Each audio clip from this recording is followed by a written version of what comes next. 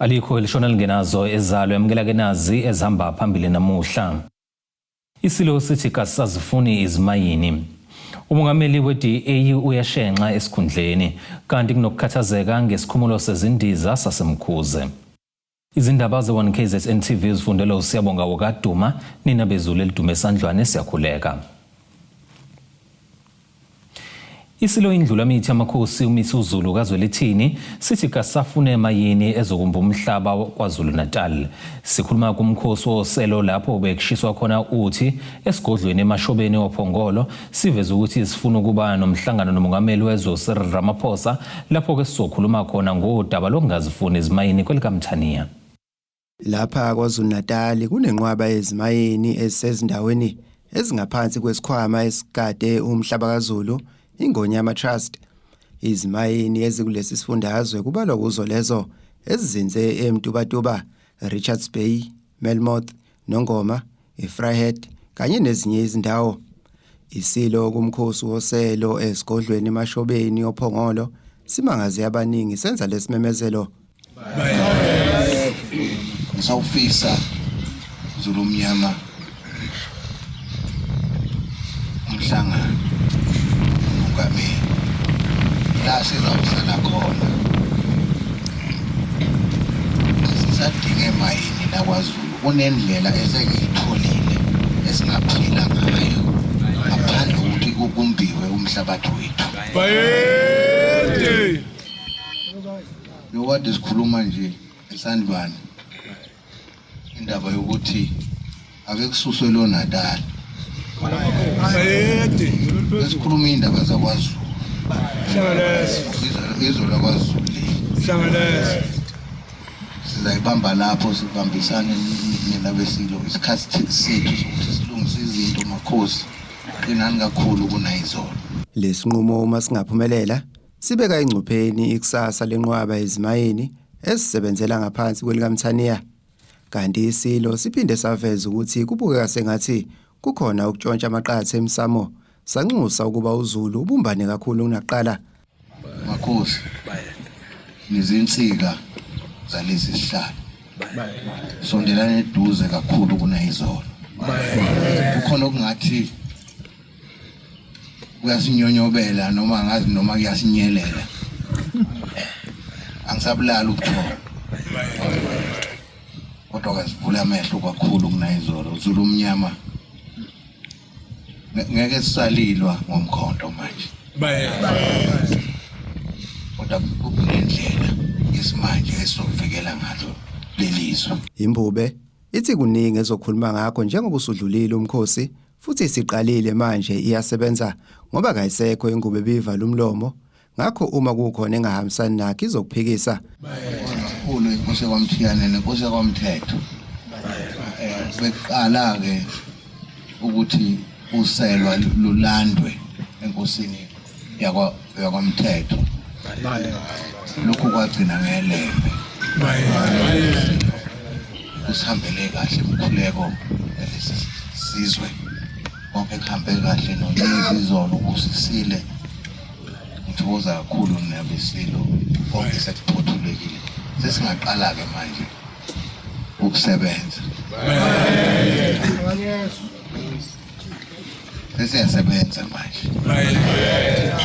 Inguba isekho emlonyeni. Umbhedo.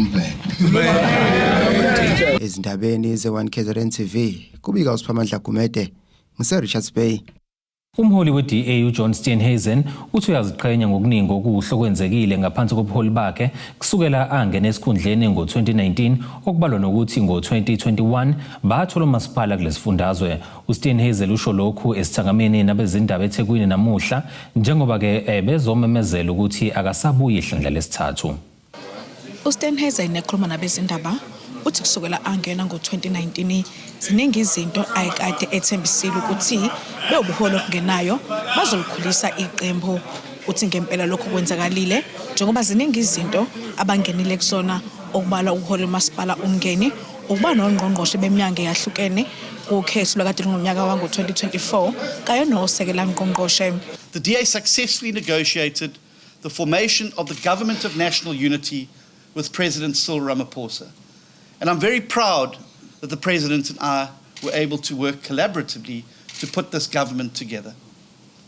DA members were sworn in as ministers, deputy ministers, deputy speaker, chairpersons and portfolio committee chairs in the National Assembly and the National Council of Provinces, as well as MECs and deputy speaker in KwaZulu-Natal, in addition to retaining outright control of the Western Cape.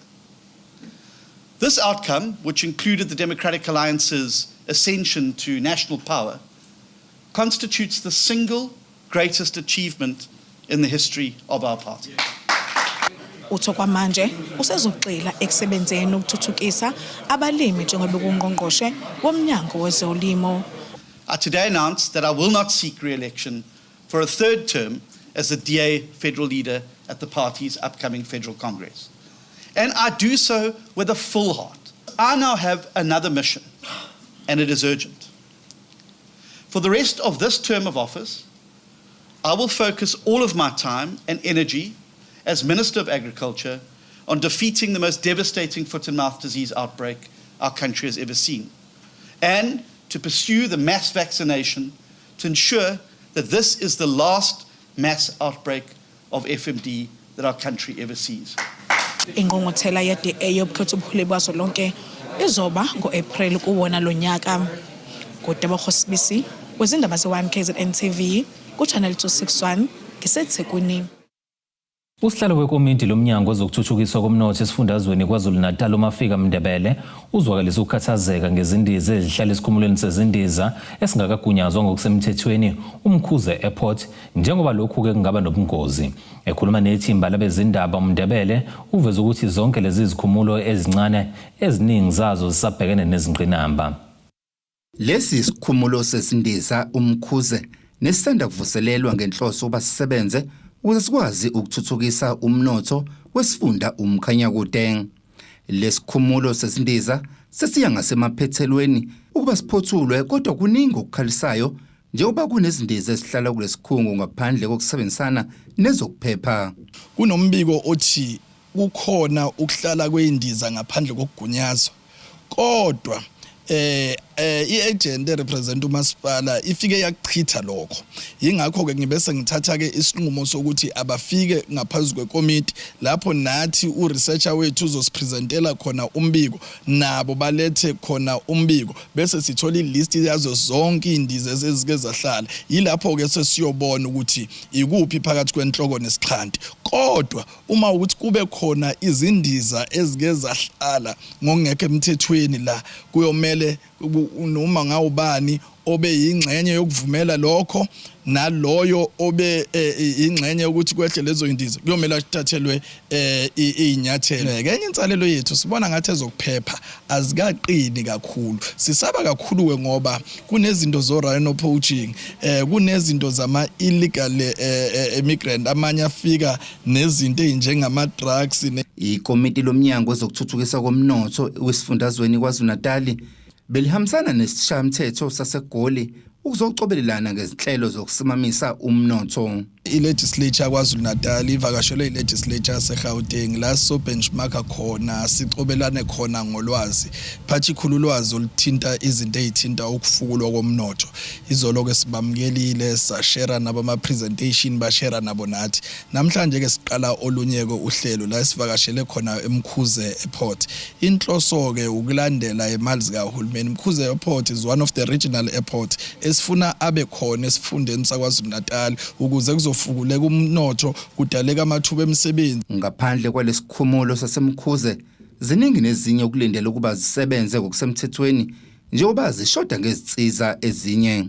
Qala nje sivakashele eSouth Coast ingqinamba enkulu ababebhekene nabanayo lana ukuthola i-truck le ecima umlilo in event kuba ingozi iyabiza ke inani lale truck. Ingakho sesithe manje sicela i-department iyoqala iyohlala phansi bese iyasibhalela ukuthi nazi izinto ezishodayo ukuze sithole ilicense mawukuthi ama run light mawukuthi indaba yenqalasizinda. Leli komiti lizodlulela nakwezinye izindawo ezifana ne-RBIDZ naseDube Trade Port ukuzama ukuthuthukisa umnotho wesifundazwe. Ezindabeni ze-1KZN TV Bikuthabani Maphumulo eMkhuze. Ake sihlabene nali ikhefu sihlangabeze futhi nezinye masibuya.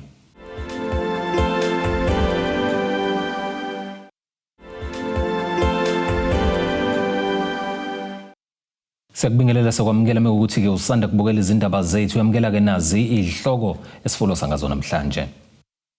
Isilo sithi kasazifuni izimayini.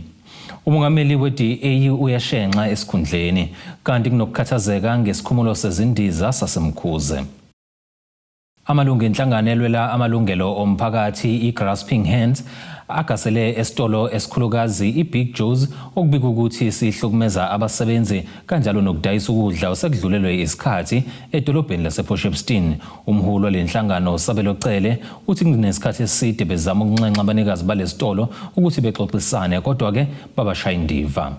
Amalungu enhlangano elwela amalungelo omphakathi iGrasping Hands avaletha qa ukusebenza kwesitolo esidayisa ukudla enkabeni yedolobha iSayid.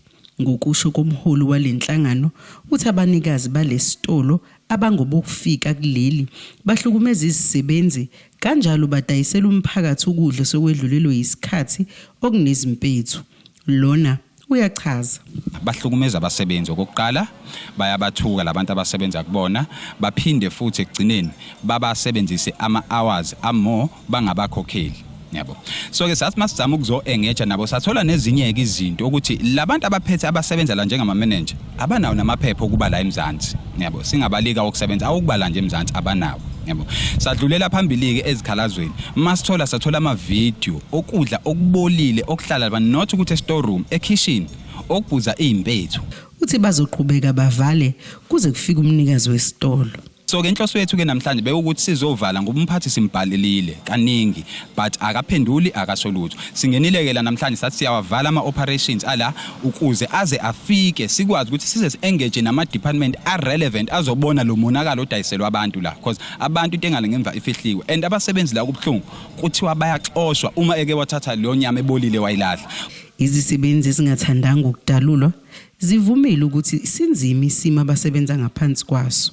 Ngoba ngosuku ubhala 144 rand and mangabe kuyibhizi awubinayo naleyo lunch leyo ama extra hours owaholeli mangabe mhlawumbe uthi ufuna ugoduka isikhathi sishayile kuba kusabhizi kuthiwa ngcono usign contract uyeke and i-contract bangu-1 month sometimes be-3 months nalapho futhi awufundi ukuthi kunani uqhamuke kuthiwa wozosayina kuphela la usayine kuphela nanokuthi o Sundays siyabasebenza kodwa mawuyosayina laphayana babhala ukuthi u-off uSunday usayina la basho khona wenza into abayishoyo mawukuthi uyahluleka ukwenza lokho ngcono usuphume ngoba shuthi uyi-bad influence kwabanye.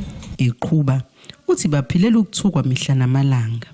Bayakuthethisa nje bamane bekukhumbuza ukuthi hey uhlala emijondolo wena nje ongathi wena uyena umuntu.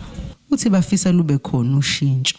Sifisa kushintshe ukuthi sizazi ukuthi mhlambe sihola malini nanokuthi sibe nelunch sibe nama-off. Esinye isisebenzi sichaze ngokudayisela umphakathi ukudla sokwedlulelwe isikhathi. Ama-chips mesiwenzile siyawenza ama-chips siyawagaya siwafake endishini. Leyo ndishi leyo kokuqala nje amanzi asiwashintshe siyafaka nje phakathi siwafake endishini. Meswafile endishini mawukuthi ayasala ama-chips siyafaka efrijini ngakusasa siwasebenzise siwamixe nalawa amashi. Amafutha ke ukubona ukuthi bayashintsha noma bayashintsha thina amafutha siwashintsha. Nayo futhi inyama mhlawumbe mawukuthi mhlawumbe bisekugcineni ku-freezer siyayisebenzisa siyiwashe bathi siyiwashe sifake izipayizi mase siyayenza. Imizamo yokuthola umnikazi wesitolo iphunzile. Ucingo nemiyalezo azange iphendulwe. Lo mbiko benuwethulelwe uZamando Sicele wezindaba ze1 KZN TV ngiseSayid. Kuvundulwe nemithi yesintu ngesikhathi abohlaka olulekelela amaphoyisa ukulwa nobugebengu emphakathini iNeighborhood Watch iqhuba umkhankaso oqinisekisa ukuphepha esikoleni samabanga aphezulu ibhekisisa eNtuzuma eThekwini. Njengeminye imizamo yokuqeda izigameko zodlame ukusetshenziswa kwezidakamizwa kanye nobugebengu ezikoleni abohlaka olulwa nobugebengu emphakathini iNeighborhood Watch baqhube umkhankaso ogasala ezikoleni kungazelele baningi. Umkhankaso siwenzayo sizama ukuphephisa abafundi nothisha isasonke ukuthi anti-gangsterism siyathola ukuthi iqale ezikoleni la khona ingane esashawe stage. So we decided as a structure ukuthi simlekelele uhulumeni. Sijabule kakhulu ukuthola ama results ka matric anyukile kwaZulu-Natal. So siyazama ukuthi ke ake si maintain leyo nto leyo sigcina si reach 100%, but so reach kanjani ukuthi senze sure as parents, because we are here to represent parents as sabagadi bemphakathi endaweni ezihlukene zeTheku. So siyacela futhi namalungu omphakathi endaweni zonke zakhele icheck, endaweni zamakhosi, endaweni zamalokishi ukuthi abesukume besilekelele sivimbe njengoba sivimbe ezikoleni ukuthi umfundi mezongena esikoleni akangene sebhekile ukuthi ngabe uphethe okufanele. Into esifuna ngaphakathi proper uniform, incwadi zokufunda, okunye asikudingi. Lolu hlaka lulekelelana namaphoyisa kanye namakhansela, kanti kusukela uqalile lo mkhankaso selivundulule inqwaba yezikhali nokunyike okungavunyelwe ngaphakathi ezikoleni. Namuhla laba basithele phakathi komfundi ke obephethe imithi yesintu eyingozini. Kusiphatha kabuhlungu masothola umfundi ephethe isigqabo athi muthwe intombi, ephethe amafutha emvubu. Siyawazi sonke ukuthi enza igalo umuntu osifazane elishise. Lokho uzositshela ukuthi lento teenage pregnancy ngeke iphele. Uma umbuza athi nginezomkhulu wami, engingakusho kuyaphakazamisa kakhulu ngoba lento sitshengisa ukuthi Shuthi ingane njengoba ziyihayize, hayi ngoba suyihayize, suyihabulala emoya because siyazi isigqabo sikhandwa ngento eziningi ezibucayi, bayazi kabela bendabuko, kufanele basilekelele nabo ke siphume nabo. So i-check into kanje. Lo mkhankaso siqale ukwenza, mhlawumbe sisina 2 weeks sikwenza. Siqale Ward 43 besibheka iphembe sizwe legugu labasha. Namanje sesiflathela kwangene request ethi kumele siwenze awareness post. Kusale kwalimaza nabafundi, kwaxabana nabazali.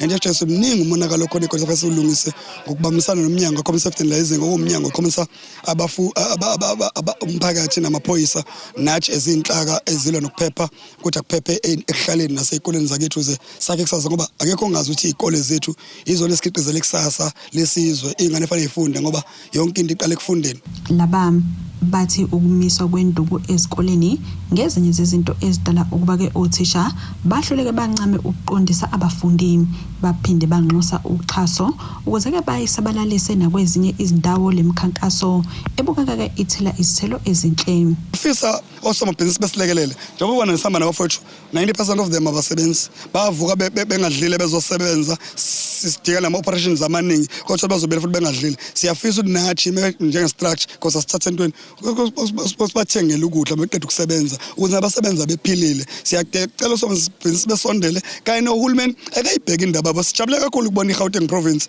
ukuthi lento epanyaza isi officially. Siyathemba ukuthi ngoba nathi sinomasipala omkhulu waseThekwini mhlambe under ubuholo obulido ubabucaba wethu umamimeni odeputy chairperson we-safety portfolio emkhandweni kukhona angakwenza abafowethu. Siyajabula umnyango wakho omsafety uyabatrain abafowethu njengoba sebetrainiwe siyakujabula ukubabona nabo sebekulevel epanyaza because ingenzeka naKwaZulu-Natal. Izindabeni ze-1 KZN TV kubika uNtom khona Mvubu ngeseThekwini. Isazi sezomlando Sibongiseni Mdlalose uthi isinqumo senkantolo yomthetho sisekelo esithinta imishado sizokwenza ukuthi abantu bebe manqeka ukushada imishado yesintu. Umdlalose usho lokho ekhuluma neziko lezindaba kulandela ukuthi inkantolo yomthetho sisekelo ikhiphe isinqumo sokuthi ke ukukhokhwa kwelobolo kusho ukuthi nisuke senishade umshado ohlanganisa amafa. Lokhu kusukela ke esinqumweni senkantolo lapho yayihlulela khona ecala lezithandani ezaqala ngomgcaco wesintu ngaphambi kokuthi ishado umshado ohlukanisa amafa. Inkantolo yathi umshado wesintu yiwona kosemthethweni ngoba izithandani ziqala ngawo. Inkantolo yanquma ukuthi abantu abagcace ngokwesintu bafana nabashade ngokuhlanganisa amafa akhathaleke noma ngabe kuthiwa ke bashade umshado wephepha ohlukanisa amafa. Ngokwesinqumo senkantolo yathi ukukhokhwa kwelobolo kusho ukuthi nisuke senishade umshado ohlanganisa amafa.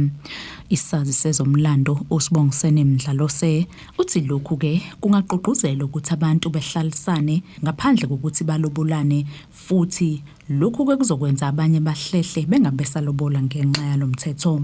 Uma ke siqhamuka ngalendlela ngokwalomthetho eyayidala inkinga ngoba uma uzohamba yolobola ubuka ikhukhu lakho, ubuka amandla unawo. Ekubukeni amandla akho uqale ukulobola ngokuhlukana kwegaba zokulobola. Manje ngendlela lomthetho ophathiswe ngayo uyakubophezela manje ukuthi ubuke ekupheleni kokulobola kunokubuka uqala kokulobola. Okuthanda kuba inkinga ngoba uma ulobola into esukuhlanganisa imindeni emibili, isigaba nesigaba kunento esuke siyichaza. Kodwa manje kubukwe ngendlela umthetho opaswe ngayo, kubukwe ngokomnotho ngendlela yebusiness mengibuka mina. Uqhuba uthi ke lo mthetho uzoba nomthelela ongemuhle kumadoda abese nesifiso sokuba ke alobole ngenxa ukuthi ke uma sebelobolile kufana ukuthi ke bashade umshado ohlanganisa amafa. Sekumele ukuthi ngokwalomthetho ngendlela obekwe ngayo usheshe kube nenhlelo ezokwenza ukuthi kucace ukuthi njoba uqala la ibhalwa lencwadi konke esinakho okungaba yifa sishada ngokuhlanganisa konke. Ngicabanga ukuthi kuzoba nomthelelo omubi ngoba uma ke manje ngikhethile ukuthi cha mina ngifisa ukuthi umshado esoba nawo kungabi ohlanganisa amafa. Kuzoba nenkinga eziningi ezizoba khona ngoba kusho ukuthi ke manje ukhona abasebehleli ukulobola abangeke basalobola. Ukhona kade befisa ukulobola asebezo ngeke ngcono ngithi ukudileya kancane. Uthi lesi sinqumo ke sisengaphonselwa inselelo njengoba ke singabhekanga ngokukhanjiswa kwesintu. Njoba kuye kwenzeke kweminye imithetho sinenhlaka laphayana ze contralesa okuhlaka olukhona ngokwe legislature olmele inhlaka zamakhosi. Ingakwazi ukuthi contralesa njengohlaka isithathe ime iubuke uhlaziye bese ithatha isinqumo ukuthi cha sizoke sifakele inselelo ubuyekezwe lo mthetho. Futhi ngingasukuma nje nami njenginsizwa kaZulu ngishone khona enkantolo yomthetho sisekelo ukwazi ukuthi futhi ubuyekezwe. Ake sihlabena nali ikhefu sihlangabeze nezinye futhi masibuya.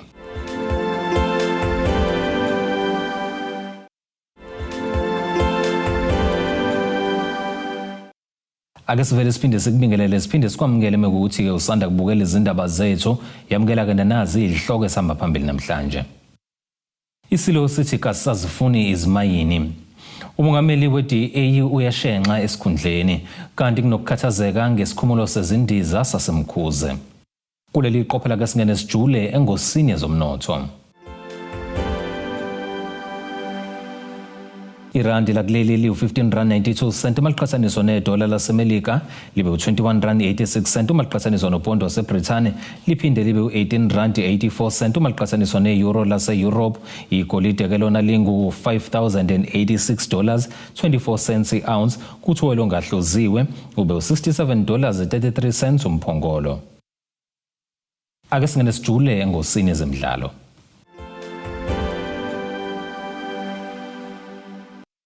I-Orlando Pirates usebenzise ngendlela efanele umdlalo ebisele ngawo kuMamelodi Sundowns iguqisa amaZulu FC ngamabili eqandeni emidlalweni weBetway Premiership eMoses Mabhida Stadium ngolwesibili ebusuku. Amagoli anqobise ezimnyama azibuyisela esicongweni selog ashawe ngoRelebohile Mofokeng esiwombeni sokuqala. Elesibili ke labekwa inethi nozinto amaZulu uDarren Johnson. Umdlalo usuyophela. Ezigamagebhula ke sezihamba phambili kwilog ngamaphuzu angamashumi ke amathathu nanhlanu emidlalweni eyi-15. Zilandelwa ama-Brazilians wona ke asanqobe amaphuzu angamashumi amathathu nambili emidlalweni elinganayo. AmaZulu ke wona esendaweni yesine ngamaphuzu angamashumi amathathu emidlalweni ke eyi-10 kanjalo nesikhombisa. Ake sikubhekelana nasi isimo sezulu esingalindeleka.